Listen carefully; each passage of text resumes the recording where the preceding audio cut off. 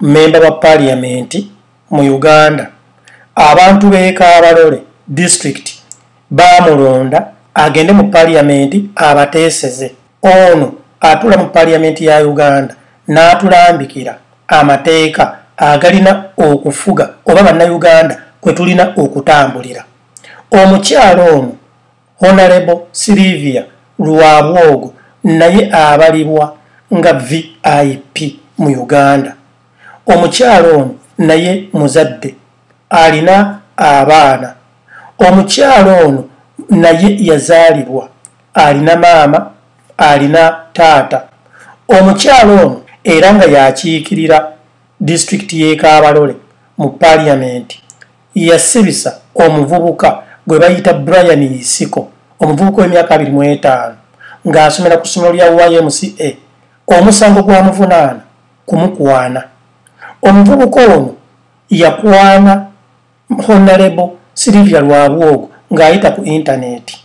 Sylvia Lwabwogo agamba omuvubuka ono yamuweereza friendly request ne bafuuka ab'omukwano n'atandika okumusonseka obugambo bw'omukwano ekyavaamu ne bakola appointment basisinkane. Omukyalo ono mu appointment eyo yafuniramu abasirikale ne basisinkana ku kifo bakiyita Cafe Javas we baateesa okusisinkana.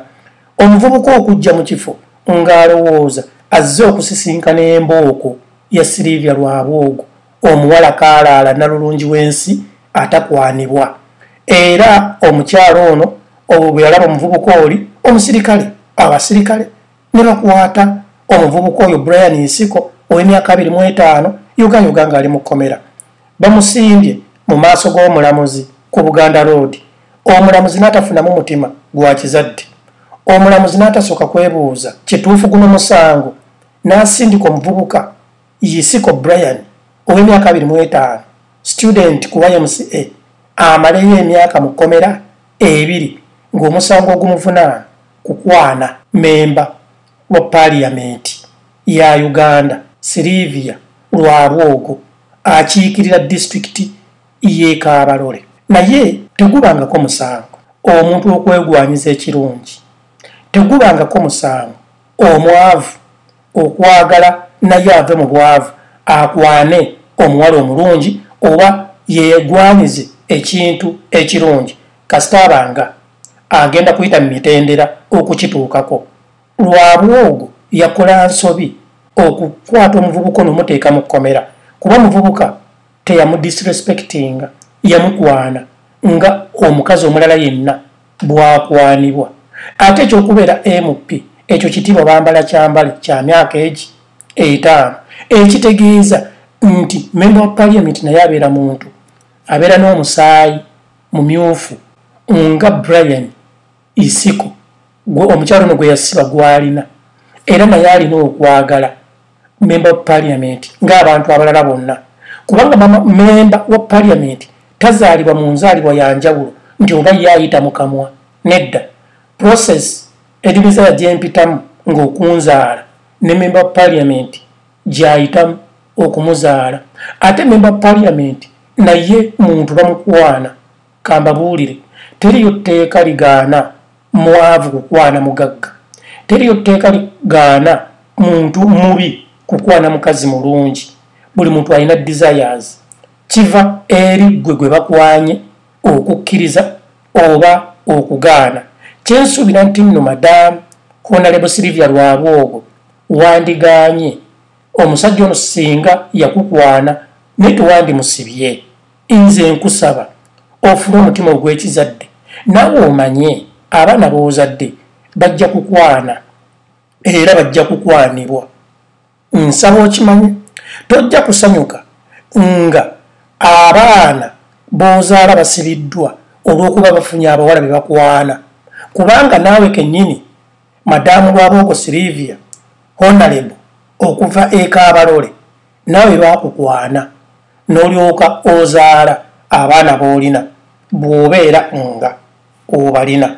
So mbadde nkusaba weekube mu mutima oleme kutyoboola kitiibwa ky'abakyala, oleme kwevumma bakyala kuba Ekabalole abantu abakusindika mu parliament mulimu abakyala si basanyufu okulaba nga osibye omwana olw'okuba akukwanye.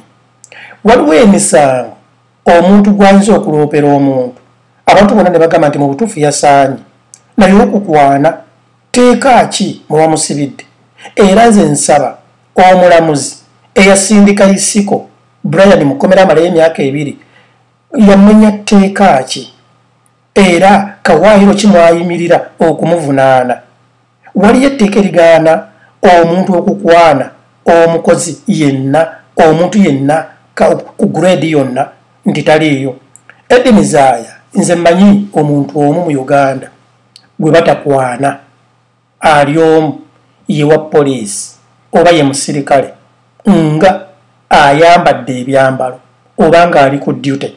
Nkuddiramu mu Uganda yonna omuntu gwotokkiriza kukwana atakkirizibwa kukwanibwa ye wa poliisi ng'ali mu uniform oba ng'ali ku duty oba ye musirikale ali mu army yonna kasaba ng'aweereza ggwanga mu ngeri y'obusirikale nga ayambadde uniform oba ng'ali ku duty. Kubanga bw'okwana omuntu oyo omusirikale ng'ayambadde uniform oba ng'ali ku duty era bakugulako omusango gwa obstruction okubuzaabuza omusirikale oli ave ku mirimu gy'abaddeko aconcentratinge ku bino. Oyinza okubeera ng'olina mission gy'obadde oyagala okumukozesa ensobi ogwo gw'omusango gyeguli naye member of parliament taba mukozi wa gavumenti. Kino mukkirize mugaane.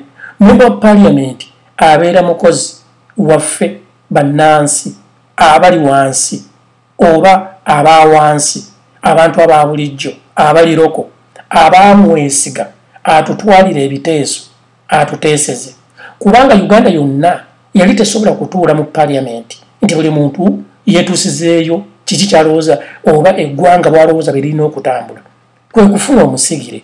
Naye omusigire oyo taliiko tteeka limugaana kukwanibwa. Nsaba ebibiina ebirwanirira eddembe ly'obuntu ebibiina by'abakyala bannange leero muveeyo mubeere feya ku luno mugambe nti no mu butuufu wadde oli gwe baasibye musajja omuvubuka teyavumye teyalwanye teyabbye. Muveeyo mulwanirire eddembe ly'omuvubuka ono.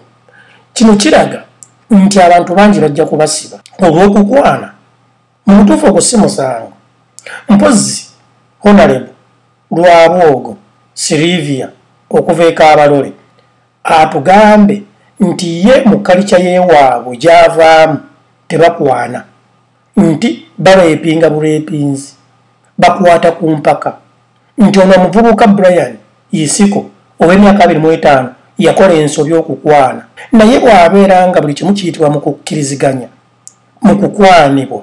Nze ndowooza omuvubuka ono talina musango okutuusa ekintu kye kyawulira kyayagala eri omukyala gwe yeegomba. Era Silivia Lwabwogo Honorable Member Parliament ow'ekitiibwa ndowooza Mukama Katonda tewamuwa ssente okutonda ng'osobola okusikiriza abasajja nga Isiko Brian n'awulira ng'ayagala okubeerako naawe n'awulira nga gw'olina bye yeetaaga. Maama nkwegayiridde Honorable Isiko Lwabwogo nkwegayiridde nga nze eri Mizaya mu kutegeera kwange okutono ndowooza wali ekubye mu mutima n'otunuulira n'ogamba nti gwe abaana ababo tebalikwana. Ate ne bwe tuba tuze ku sayidi endala omukyalo ono ne bw'abeera nga ye tayagala basajja nga ye ayagala bakazi banne amazima gali nti era beekwana nabo tebeegwira bwegwizi nga nkoko. Omuvubuka ono mukkirize mugaane talina musango. Omuntu omwavu takkirizibwenga kukwanibwa oba kukwana muntu mugagga.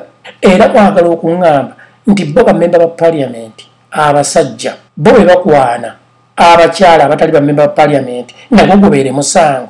Eddy Mizaya ku ntegeera yange entonotono nti ekyo ekigambo ekikolwa kya kisiru era omukyalo ono bw'abeera nga yakikoze she was obsessed oba yayagadde okulaga abantu bannayuganda nti mulekerawo okukwana nti mutugobenga bugobi gw'osiime mugwire bugwiza omukwate oba ofune gwe kyoyagala. Member Parliament ono nsaba speaker amubuuze ekintu kino ekikolwa kye yakoze oba kiguwaanidde okukolebwa member of parliament. Tulabye abantu bangi abakwanibwa, bakwana ba presidents mu nsi ez'enjawulo, bakwana abaana baba ministers, abaana baba presidents, abaana baba kabaka ne bakabaka bakwana era bakwanibwa, ba princess bakwana era bakwanibwa. Naye ate gwe member of parliament gwe toli muntu, tolina musaayi, tossa mukka gwa oxygen, togenda mu toyi topama, tolya, oba gwe tolina byetaago nga omuntu by'alina okubeera nabyo. Okuleeta manifesto ye gy'oli ng'akulabye oba akwegombyeko ntumbwe oba akwegombyeko kabina oba akwegombyeko feesi oba nkulayo oba yo reasoning capacity oba akulabye nga mu butuufu ogwanidde okubeera mu maka ge, it's not a crime. Nkwegayidde weekuba mutima ng'omuzadde. Nze Eddie MEZAYA mu Nnakalangaalo okuva emitiyana nkuwa nnyo ekitiibwa era nkwegomba nnyo olw'enkulayo.